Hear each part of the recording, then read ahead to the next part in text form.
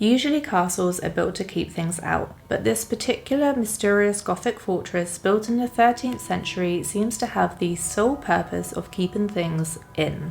Hello, I hope you guys are well, and if you are new here then welcome and please make yourself at home. My name is Morgan and this channel is storytelling of the disturbing, mysterious and supernatural.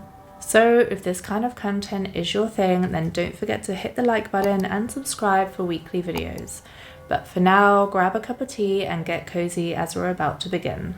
Built in the middle of nowhere in an isolated region of the Czech Republic with seemingly nothing to protect, no evidence of it originally being someone's home and no strategic significance, miles away from the nearest water source or town, what exactly was Houska Castle protecting?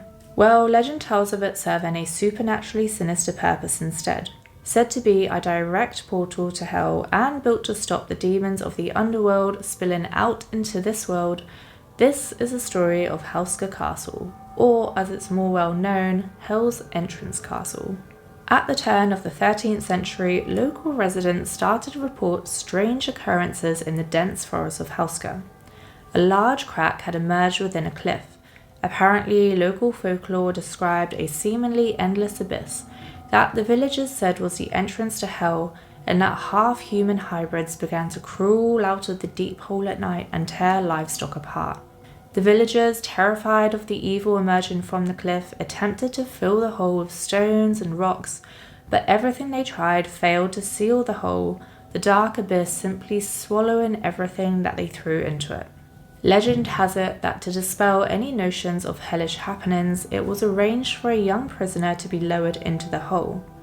Prisoners who were facing the gallows were offered full pardons, but only if they agreed to be lowered into the bottomless pit and report on what they saw, and this young man happily agreed, unsuspecting of what he might find. But the hole was a lot deeper than they could have imagined, and within a short time of his descent, the man started screaming to be raised up again. When they pulled him out of the dark chasm, he looked to have aged 40 years. His hair had turned white, his skin wrinkled with the signs of age, and apparently he was so disturbed by what he saw that he was committed to an insane asylum. Fearing what they had seen, King Ottokar II of Bohemia took action to build Houska Castle directly on top of the pit, and to block the entrance to whatever was beneath.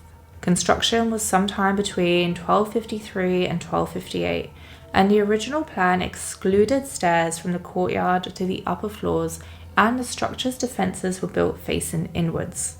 Believing that the power of God would keep the devil in and to further seal Hell's gateway, the king had stone plates and a chapel built directly above it, dedicated to the Archangel Michael, who had led God's armies against Lucifer's fallen angels. The chapel depicted references to Satan and paganism. The strangest of these included a painting depicting a creature with the upper body of a human woman and the lower body of a horse. While it was unheard of at the time to include depictions of pagan mythology in a church, even more staggering is the fact that the centaur is using its left hand to shoot an arrow, and left-handedness was associated with service to Satan in the Middle Ages. Historians believe the painting is a hint to the creatures that lurk beneath the church. From 1584 to 1590, it underwent Renaissance-style modifications. Then, in around the 1630s, the castle fell under the control of the Swedish army and was believed to be occupied by the cruel Swedish commander Oronto, who was also believed to be a black magic practitioner.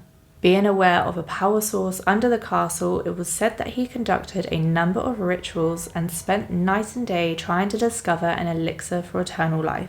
However, the locals were enraged by his behavior and scared of him, so offered a reward of 100 gold coins to whoever could kill him. In the end, 2 local huntsmen shot him through the window and he died in the main hall, where his ghost is said to still wander in anger.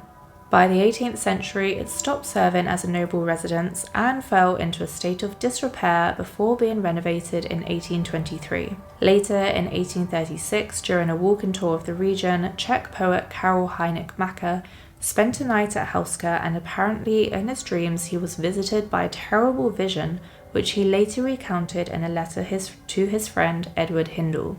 Macca described his soul descending into the pit and then being transported into a hellish future of Prague 2006, where he wandered in horror and despair. He wrote that he'd met a girl who showed him moving pictures in a small casket, and that in darkness he walked among high sandstone cliffs riddled with holes that projected an eerie yellow light. Could he have actually been talking about what would be modern Sidlist, which is a large housing estate? The enormous blocks of flats which in the present day loom above the outskirts of Prague. And remember, Macca was recounting all of this in 1836. So how did these visions of the future emerge from his subconscious?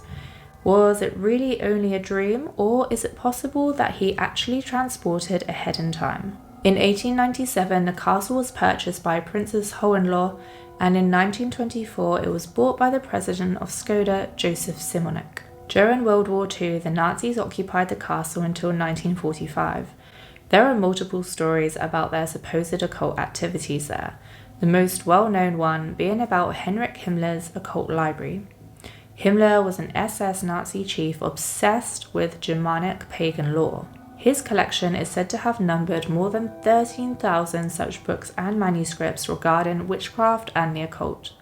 And during the Nazis' occupation of Houska Castle, a number of them are said to have been transported and held there, as Himmler allegedly feared that his trove of occult materials would be destroyed in the war. Himmler believed that the power of the occult would help the Nazis to rule the world, and it is said many top Nazi officials attended dark ceremonies at the castle to try and harness the power of hell that the castle held underneath it. They were said to have conducted experiments, including inhumane experiments on prisoners of war.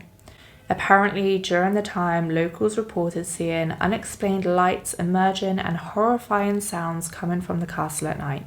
After the war, the skeletons of 3 assassinated German soldiers were found in the inner courtyard of the castle, but it is not known what they were shot for and when. Many people claim to have heard moans, screams, and cries in many different languages coming from the castle at night. As of early 2020, the castle has been open to the public. And according to the Prague tourism website, the castle is reputed to have various types of ghosts, including a bullfrog/human creature, a headless horse, and an old woman, as well as the remains of demonic beasts which escaped the pit. Apparently, a priest who visited the castle reported that he saw something squatting on top of the altar. This weird creature was something between a human being and a very large frog. Its eyes were red and looked at him threateningly. Then it just seemed to fade away, and there was nothing there, but its presence could still be felt. Another visitor caught sight of the reputed horse that haunts the fortress. They told of hearing a sound like the distant galloping of a horse's hooves approaching, getting closer, and then turning around and saw a huge black shape advancing towards them. It flew past them before they had a chance to understand what was happening, but told that they thought it was an animal of some kind but seemed to have no head. Some visitors to the castle claim to have unexplainable experiences of all sorts, followed by instances of extreme bad luck when they leave the premises. Some people say they feel an aversion to entering the building in the first place, like their intuition is telling them something. One of these is Hannah McGee, who is the owner-operator of McGee's Ghost Tours in Prague. When she and company co-founder Tyler McGee made their first visit to the castle, accompanied by their dogs, Hannah says that she felt an extreme uneasiness when she came into the courtyard. Apparently, she wasn't the only one to experience the bad vibes, because soon the McGee's dog Bobo began barking and becoming very excited with nothing visible to provoke him. And I think we all know that many animals seem to have this sixth sense that they can tell when something is wrong, or see things that we can't. Mr. McGee described the feeling of being followed or watched by a predatory being during their entire tour of the premises. That's creepy. Later that day, upon returning to Prague, the McGees parked their car in the city centre and left it there while they did their nightly ghost tour. When they returned, little more than an hour later, the vehicle had vanished. The police found it within a couple of hours, already stripped of valuables and completely trashed. So, is the portal to hell really closed, or is it just a matter of time before something happens that lets the demons out? Let me know in the comments what you guys think. Would you visit the castle, or have you been there? And do you even believe in the legend that says that hell is beneath the fortress? Thanks so much for joining me, guys, and I hope you enjoyed today's video. If you did, please give it a thumbs up and don't forget to subscribe for more weekly content. But for now, I'll see you guys in the next video.